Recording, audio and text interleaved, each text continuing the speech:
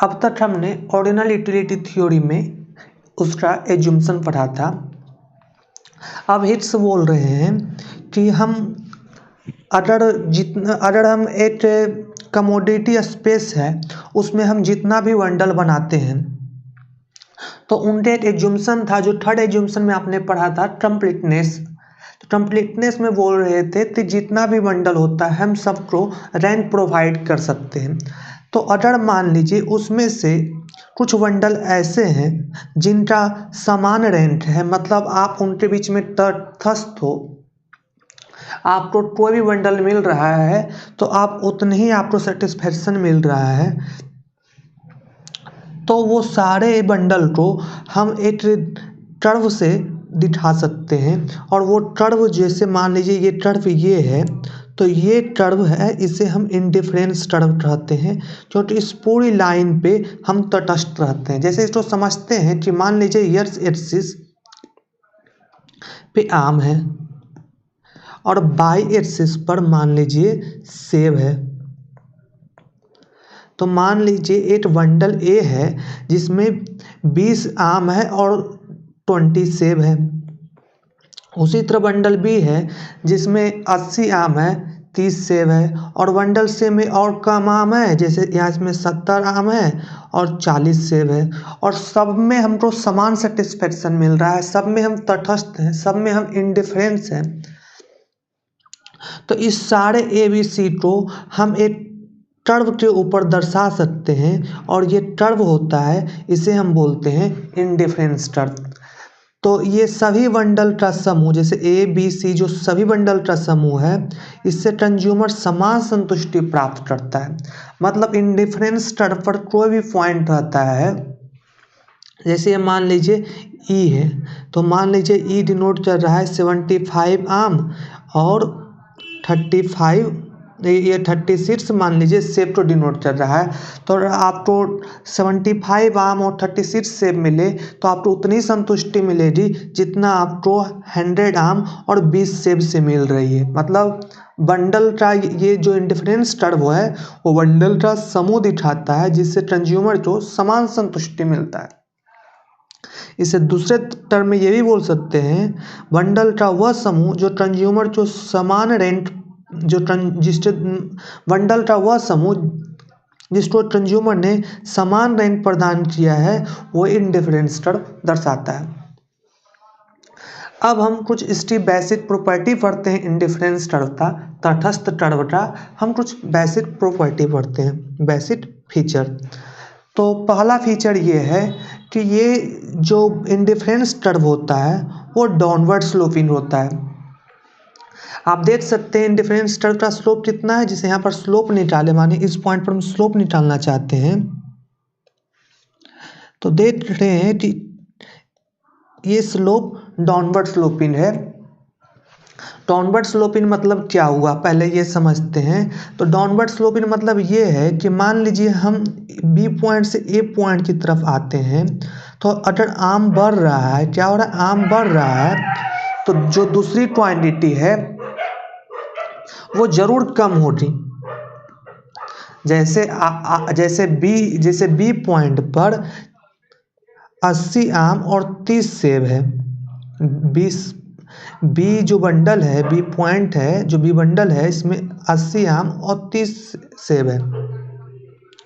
तो अगर हम एक ऐसा बंडल बनाते हैं जिसमें ज़्यादा आम हो और हमको समान सेटिस्फेक्शन मिले, तो हमें जो दूसरी कमोडिटी है उस बंडल में सेब, तो उसे कम करना पड़ेगा। अगर एक को बढ़ाते हैं तो दूसरे को कम करना पड़ेगा। इसका मतलब डाउनवर्ड स्लोपिंग है। तो ऐसा क्यों हो रहा है, क्योंकि यहाँ पर इम्प्लिट एज्यूम्पशन है कि मोर इज बेटर। इसको समझते हैं, मोर इज बेटर के कारण ही ऐसा क्यों हो रहा है। जैसे हम B पॉइंट पर हैं, तो अब मानिए हमको B पॉइंट पर 80 आम और 30 सेब का बंडल है। अगर हम इस पोजीशन पर पहुँचते हैं तो आम की संख्या बढ़ जाती है, तो मोर इज बेटर। तो अगर आम की संख्या बढ़ जाए और सेब उतना ही रहे तो सेटिस्फेक्शन ज़्यादा हो जाएगा। और चूंकि हमें सेम इंडिफरेंस टर्म का स्लोप बता रहे हैं तो उतने ही उसी सेटिस्फैक्शन को प्राप्त करने के लिए हमें सेब की संख्या को घटाना पड़ेगा। तो देख रहे आम जब हम बढ़ाते हैं तो सेम इंडिफरेंस टर्म पर रहने के लिए हम सेब की संख्या कम करते हैं बंडल में। तो देखिए एक को बढ़ा रहे हैं तो दूसरे को कम करना पड़ रहा है, तो ये डाउनवर्ड स्लोपिंग में होता है, उसका स्लोप क्या होता है, नेगेटिव होता है। अब हम फीचर सेकंड पर आते हैं, तो वो बोल रहा है higher indifference term higher level of satisfaction यानी रैंक को दर्शाता है। जैसे इसे हम समझ सकते हैं ट्रांसिटिविटी और मोर इज बेटर की मदद से। जैसे मान लेते हैं हमारा दो आईसी टर्ब है, जैसे ये आईसी टर्ब ये है और दूसरा आईसी टर्ब ये है, इसको हम बोलते हैं IC1, इसको बोलते हैं IC2। और ये पॉइंट और ये पॉइंट जो मानिए हमको कंपेयर करना है, ये मानिए बंडल ए है और ये हमारा बंडल बी है। तो यहाँ पर हम देख सकते हैं कि जैसे ये एक्स क्वांटिटी बता रहा है, ये बाई का क्वांटिटी बाई एक्सेस बता रहा है, तो बी में बाई की तो ज़्यादा क्वांटिटी है लेकिन एक्स की कम क्वांटिटी है। अगर दोनों ज़्यादा रहता तो हम साफ साफ बता सकते थे कि B is more preferable than A, लेकिन चूंकि दोनों ज़्यादा नहीं है बी में दोनों ज़्यादा नहीं है, इस कारण बताना जरा सा मुश्किल है। लेकिन हम ट्रांसिटिविटी और मोर इज बेटर का मदद लें। जैसे हम देख सकते हैं कि जैसे ये बंडल मेरा बी है और ये हमारा सी, हम तुलना कर रहे हैं ए और सी में, हम पता करने की कोशिश कर रहे हैं कि कौन ज़्यादा प्रेफरेबल है। तो हम देख सकते हैं कि बी बंडल जो है जिसमें एक्स की क्वांटिटी ज़्यादा है, तो मोर इज बेटर बोल रहा है कि B is more preferable than A. यहाँ से क्या पता चल रहा है, B is more preferable than A.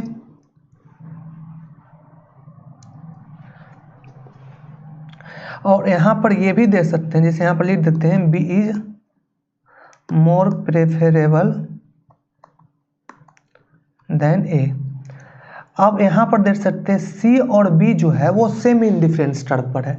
तो सी और बी जब सेम इंडिफरेंस टर्म पर है तो ये बता रहा है सी और बी समान रैंक का है। तो जब हम ट्रांसिटिविटी लागू करें, ट्रांसिटिविटी की तरह देखें, जैसे समझ सकते हैं कि यहाँ पर देखिए कि इस तरह से देखिए C बराबर B है। जब मैथ का रूल लगाएं C बराबर B है और B मोर देन A है, तो आपको क्या लग रहा है कि क्या हो रहा है? नॉर्मल सी बात है कि C मोर देन A हो रहा है, मतलब C is more preferable than A। तो आपने यहाँ पर देखा कि अगर हम ट्रांसिटिविटी और मोर इज बेटर एजुम्पशन का इस्तेमाल करते हैं तो खुद में खुद समझ में आ जाता है कि यहाँ पर C is better than A हो रहा है। तो यहाँ यदि बंडल C बंडल A से ऊपर है तो उसी प्रकार से हम सभी बंडल पर लिए लागू कर सकते हैं जो बंडल C से समान रैंक पर है। जैसे IC2 जो है हमारा यहाँ पर, ये IC2, ये सारा जो बंडल है IC2 पर वो समान रैंक का हो रहा C और B का। तो चूंकि C का रैंक A की अपेक्षा ज़्यादा है, तो ये सारा जो बंडल हो रहा है जो IC2 पर हो रहा उसका रैंक बंडल A से ज़्यादा हो रहा। और उसी तरह से हम देख सकते हैं कि जैसे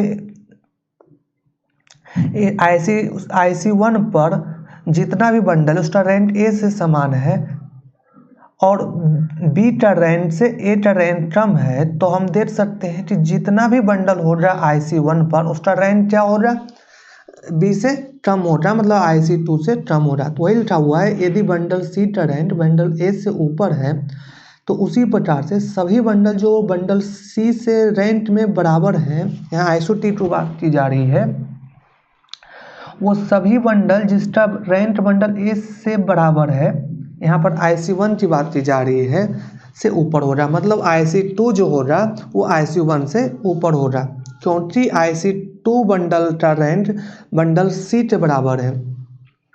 और IC1 में जितना बंडल है उसका रैंक बंडल ए के बराबर है और bundle C is more preferable to than A. तो इसी कारण ट्रांसिटिविटी की मदद से हम कह सकते हैं कि सारा बंडल IC1 से IC2 ज़्यादा प्रेफरेबल हो रहा है। मतलब जितना भी बंडल IC1 हो रहा तो कोई बंडल IC2 का रहेगा वो उससे ज़्यादा प्रेफरेबल रहेगा। तो उसी की मदद से बोल सकते हैं कि हायर इंडिफरेंस टर्म, अगर हम इसको बढ़ा देते हैं यही आइडिया को, तो हायर इंडिफरेंस टर्म जो भी रहता है वो ज़्यादा प्रेफरेबल रहता है। अब हम चलते हैं थर्ड फीचर पढ़ने के लिए। तो थर्ड फीचर बोल रहा है कि IC टर्म कभी भी एक दूसरे को कट नहीं करता है। दो IC टर्म कभी भी कट नहीं कर सकता है। क्यों, ये से समझते हैं। जैसे यहाँ पर देख सकते हैं 3 बंडल लेते हैं, एक बंडल है, एक B बंडल है, एक C बंडल है। तो यहाँ पर A is indifferent to B, क्योंकि सेम IC टर्म पर मान लेते हैं IC1 टर्म है। उसी तरह A is indifference to C, क्योंकि ये भी सेम इंडिफरेंस टर्म पर है, मान लेते हैं ये IC2 है। लेकिन यहाँ पर आप देख सकते हैं जैसे ये ईयर्स की क्वांटिटी ये एक्स एक्सिस पर दर्शा रहे हैं, बाई की क्वांटिटी हम वाई एक्सिस पर दर्शा रहे हैं। तो बी बंडल और सी बंडल देखिए, तो बी बंडल में बाई की तो सेम क्वांटिटी है जितना सी में बाई की क्वांटिटी है, लेकिन बी में जो ईयर्स की क्वांटिटी है वो सी की अपेक्षा कम है। तो इसका मतलब B जो है वो C की अपेक्षा कम प्रेफरेबल रहेगा। मतलब B यहाँ पर देख सकते हैं कि मतलब C जो है वो ज़्यादा प्रेफरेबल है B की अपेक्षा, क्योंकि मोर इज बेटर। और जब हम ये दोनों दिखाते हैं कि A is indifferent to B और A is indifferent to C, मतलब A और B का रेंज बराबर है और A और C का रेंज बराबर है, तो B और C का रेंज बराबर होना चाहिए था। जबकि हम दूसरे जगह ये भी देख रहे हैं मोर इज बेटर के कारण कि यहाँ पर जो बंडल C है वो बंडल B से ज़्यादा है। तो दोनों एक साथ कैसे हो सकता है? मतलब हमारा जो एजुम्सन है कि दो इंडिफरेंस टर्म कट कर रहा है, यही टोटल हमारा गलत। फोर्थ फीचर है indifference term are strictly convex to the origin. तो अब हम एक टर्म डिफाइन करते MRS। तो ये होता है rate of consumer willingness to substitute सब्सटिफाइज of good by for good years. जैसे गुड ईयर्स की कि कितनी क्वांटिटी, जैसे गुड ईयर्स की मानिए हम कुछ क्वांटिटी ईयर्स यूनिट ज़्यादा चाहते हैं, तो बाई की हमारी कितनी यूनिट कम करनी पड़ेगी, तो उसका जो रेट होता है, जैसे ईयर्स की रेट मतलब होता है 1 यूनिट की बात होता है, तो ईयर्स की मानिए हम 1 यूनिट बढ़ाते हैं। जैसे यहाँ पर से देखते, यहाँ पर तो मान लेते हैं डेल्टा एक्स बढ़ाए थे, मान लेते हैं ईयर्स की मानिए यहाँ से हम यहाँ पर जा रहे हैं और ईयर्स की 1 यूनिट बढ़ा रहे हैं, तो बाइट हमें कितना यूनिट चेंज करना पड़ रहा है, कितना यूनिट हमें सेक्रीफाइस करना पड़ रहा है कि हम सेम सेटिस्फैक्शन वाले बंडल में रह सकें। सेम सेटिस्फैक्शन वाले बंडल में हम रह सके, उसके लिए ईयर्स यूनिट बढ़ाने के लिए हमें वाई की कितनी यूनिट कम करनी पड़ रही है, वो होता है मेरा मार्जिनल रेट ऑफ सब्स्टिट्यूशन। या ईयर्स यूनिट कम करने के लिए वाई की कितनी यूनिट बढ़ानी पड़ रही है, कितनी यूनिट सब्स्टिट्यूट करनी पड़ रही है, वो होता है हमारा मार्जिनल रेट ऑफ सब्स्टिट्यूशन। तो ये है MRS को दोबारा से बोल रहे हैं, तो ये कंज्यूमर विलिंगनेस टू सब्स्टिट्यूट और sacrifice of good by for good years का रेट होता है। मतलब पर यूनिट की बात कर रहे हैं कि पर यूनिट ईयर्स बढ़ाने के लिए हमें बाई की कितनी यूनिट कम करनी पड़ती है, और बाई गुड ईयर्स की 1 यूनिट अपना बंडल में कम करने के लिए हमें वाई की कितनी क्वांटिटी अपना बंडल में बढ़ाना पड़ेगा कि हम सेम प्रेफरेंस पर रहें। क्योंकि कोई भी कंज्यूमर चाहता है कि अपना वो जितना उसका प्रेफरेंस है, जितना सेटिस्फैक्शन है, वो कम से कम मेंटेन कर सके। अब आगे बढ़ते हैं। तो जो MRS होता है डिमिनिशिंग होता है, जैसे जैसे हम कर्व के नीचे की ओर मुड़ते हैं MRS हमारा कम होते जाता है। तो चूंकि indifference curve convex to the origin होता है, मतलब कॉन्वेक्स टू द ऑरिजिन, मतलब ये ऑरिजिन दिशा की तरफ ये झुका हुआ रहता है, देख सकते हैं ये झुका हुआ है, तो उसके कारण होता है कि एमआरएस हमारा डिमिनिशिंग होता है। तो एमआरएस डिमिनिशिंग होता है, इसका मतलब क्या हम समझ रहे हैं, ये बात तो समझना इम्पोर्टेंट है। तो बोल ये रहा है कि जैसे डिमिनिशिंग एमआरएस मतलब हुआ कि ईयर्स की हम 1 यूनिट इस समय बढ़ाना चाहते हैं और ईयर्स की यूनिट हम इस बंडल पर रहते हुए इसमें बढ़ाना चाहते हैं। तो यहाँ पर देख सकते हैं कि यहाँ पर एमआरएस क्या हो रहा है, एमआरएस डिमिनिशिंग है, तो यहाँ पर एमआरएस हमारा कम हो रहा। तो यहाँ पर हमारा ईयर्स की 1 यूनिट बढ़ाने के लिए बाई की कम यूनिट कम करनी पड़ेगी, जबकि यहाँ पर हम ईयर्स की 1 यूनिट बढ़ाने के लिए बाई की हमारी ज़्यादा यूनिट कम करना पड़ेगा, तभी हमारा प्रेफरेंस इस लाइन पर रहेगा। तो अब यहाँ पर ये समझते हैं कि जैसे कोई बोलेगा कि हमारा कंज्यूमर का इस समय क्वांटिटी ईयर्स को ज़्यादा प्रेफरेंस कर रहा है, कि इस समय ज़्यादा क्वांटिटी ईयर्स को प्रेफर करता है कंज्यूमर। तो जिस समय कंज्यूमर अपना ईयर्स की 1 यूनिट बढ़ाने के लिए बाई की ज़्यादा यूनिट उसे कंज्यूम करना, बाई की ज़्यादा यूनिट उसे कम करना पड़ रहा है, उस समय उस ईयर्स का प्रेफरेंस ज़्यादा है, तभी तो बाई की ज़्यादा यूनिट कम करने के लिए तैयार है। और यहाँ पर हम देख सकते हैं कि बाई की कम यूनिट कम करने के लिए तैयार है ईयर्स यूनिट, जब हम ईयर्स का 1 यूनिट बढ़ाते हैं, मतलब ईयर्स की कम वैल्यू दे रही है, कम बाई के बराबर वैल्यू दे रहा है। तो यहाँ पर नोट कीजिए कि एमआरएस हमारा बताता है, कंज्यूमर का प्रेफरेंस बताता है 4 ईयर्स, और 1/mRS क्या बताएगा, तो 1/mRS बताएगा प्रेफरेंस फॉर बाई। अब एक चीज ये देखिए, बोल रहा है एमआरएस वास्तविकता में स्लोप है इंडिफरेंस टर्म, बोल रहा है एमआरएस जो है वास्तविकता में स्लोप है, तो हाँ स्लोप ही है, क्योंकि स्लोप क्या होता है, change in by by change in years. तो यहाँ पर हम इस पॉइंट से इस पॉइंट पर आ रहे हैं, तो चेंज 1 यूनिट का है तो 1 यूनिट ले लेते हैं, और चेंज जितना बाई का चेंज करते हैं तो वो डेल्टा बाई का जरा लिखेंगे। तो डेल्टा बाई का चेंज हम कितना करते हैं, एमआरएस के बराबर समझ सकते हैं। तो ये डेल्टा बाई का जो भी चेंज करते हैं वो निकाल क्या रहे हैं, delta by by delta years, तो हमारा वो चेंज निकाल रहे हैं, तो वो हमारा स्लोप है। एमआरएस यहाँ पर इंडिफरेंस टर्म का स्लोप होता है। अब हम एमआरएस को हम ज़्यादा बढ़िया से एमआरएस को समझने के लिए, और जिसका हम बाद में नेक्स्ट थ्योरी में यूज़ करेंगे आसानी से समझने के लिए, अब हम इसको कुछ डिटेल में जाते हैं। जैसे मान लेते हैं हमारा इंडिफरेंस टर्म का यूटिलिटी फंक्शन मान लेते हैं ईयर्स बाई है, मतलब यहाँ पर ये हमारा ईयर्स क्वांटिटी ईयर्स है और ये क्वांटिटी बाई है, और ये हमारा इंडिफरेंस टर्म 1 है, जिसका यूटिलिटी फंक्शन ईयर्स बाई है। मतलब ईयर्स का माने जो भी वैल्यू, जैसे ईयर्स के माने 20 यूनिट है और बाई के माने 10 यूनिट है, तो उस समय जो यूटिलिटी हो रहा वो हमारा इंडिफरेंस टर्म का यूटिलिटी हो रहा है। जैसे माने 1 पॉइंट हो सकता है, यहाँ पर यूटिलिटी इतना हो सकता है।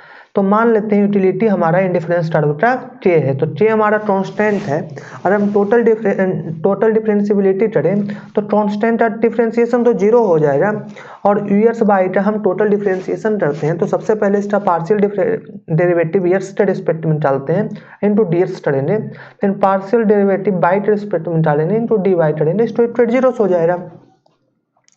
अब यहाँ से हम डी बाई डी एक्स की वैल्यू निकाल सकते हैं, तो हमारा डी बाई डी एक्स की वैल्यू ये आएगा, इस टर्म को हम इधर ले जाएंगे तो निगेटिव में आ जाएगा, उसके बाद हम इस टर्म को हम वापस से यहाँ ले आएंगे तो टोटल ये टर्म आ जाएगा हमारा।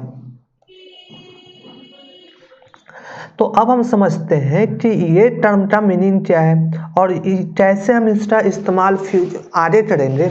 ये तो बार बार देखने में जरा सा हमें कठिन प्रतीत होता है, तो इसे आसानी से समझने के उद्देश्य से, सिर्फ आसानी से समझने के उद्देश्य से, वास्तविकता में आगे के थ्योरी में भी यही हो रहा है, डिवाइड बाई डी एक्स बराबर हो रहा है partial differentiation of utility function by partial differentiation of utility with respect to Y.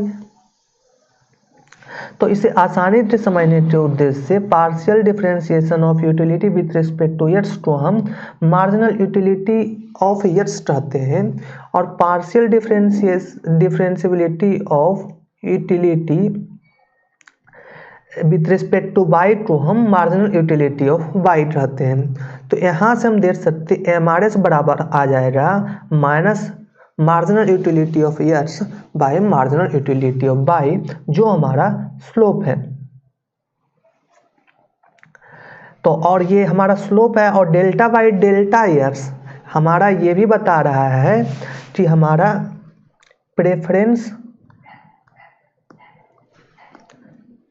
Preference two years with respect to by बता रहा है, preference two years with respect to by,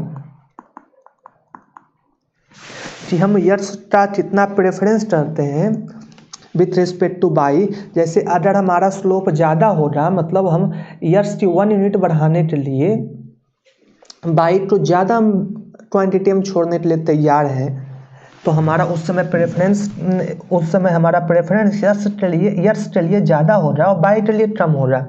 तो MRS क्या बताता है, preference two years with respect to by. और इसे अगर हम याद रख सकते हैं कि MRS बराबर minus utility of years bye utility of by, तो इससे और ज़्यादा बढ़िया हम आगे की थ्योरी को समझेंगे।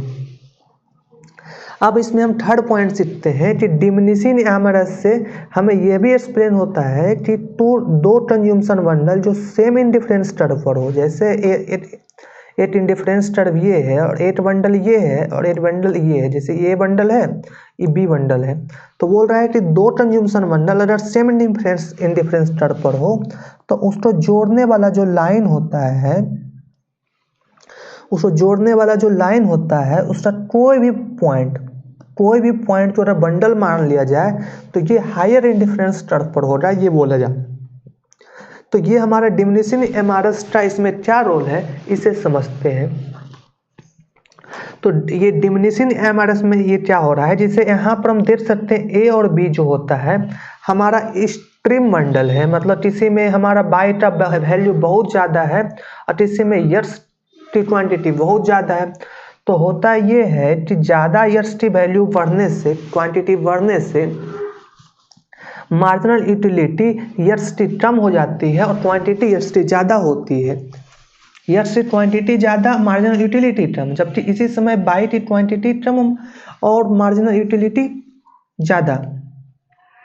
तो नेट मिला के ये एवरेज से कम होता है, जहाँ पर एवरेज यूटिलिटी भी, जैसे यहाँ पर देख सकते हैं कि हमारे पास बी यूनिट के, हम बी बंडल के पास जाएं तो बी बंडल में जैसे मान लेते हैं years into marginal utility of years करें और by into marginal utility of by करें, तो ये वैल्यू बहुत ज़्यादा है, लेकिन ये वैल्यू बहुत ज़्यादा कम है क्योंकि ये एक्सट्रीम बंडल है। उसी तरह से ये वैल्यू हमारा बहुत कम है, ये वैल्यू हमारा क्या है, बहुत कम है, ये वैल्यू बहुत ज़्यादा है। तो नेट जो होता है वो एवरेज से कम होता है, उसी तरह जिस तरह बी में हो रहा है उस तरह ए में भी हो रहा है। तो ये जो होता है वो एवरेज से कम होता है। ये सब पॉइंट क्या एवरेज है, ये मिडिल पोर्शन देख सकते हैं, जहाँ पर ईयर्स की मानिए हमारा 20 क्वांटिटी है तो यहाँ पर हमारा 10 क्वांटिटी हो रही, लेकिन इसकी यूटिलिटी बहुत कम नहीं हो रही, इसकी यूटिलिटी भी एवरेज हो रही। तो नेट मिला के अगर हम एवरेज इंटू एवरेज मल्टीप्लाई करें प्लस एवरेज इंटू एवरेज, तो हमारा क्या होता है, हमारा जो टोटल सेटिस्फेक्शन है वो क्वांटिटी बी और क्वांटिटी ए जो एक्सट्रीम बंडल है उससे ज़्यादा हो जाता है। तो बोल रहा है कि टू कंज्यूमशन बंडल जो सेम इंडिफरेंस कर्व पर हो, ये दोनों बंडल को जोड़ने वाला लाइन हायर इंडिफरेंस कर्व पर हो रहा है। ये तो डायरेक्ट ग्राफ से भी दिख रहा है कि जैसे ये एक्सट्रीम बंडल बी है और ये हमारा एक्सट्रीम बंडल ए है, अगर इसको लाइन को जोड़ते हैं तो देख सकते हैं ये हायर इंडिफरेंस कर्व पर पड़ रहा है। Thank you. आगे के लेक्चर में हम समझेंगे बजट सेट और बजट लाइन।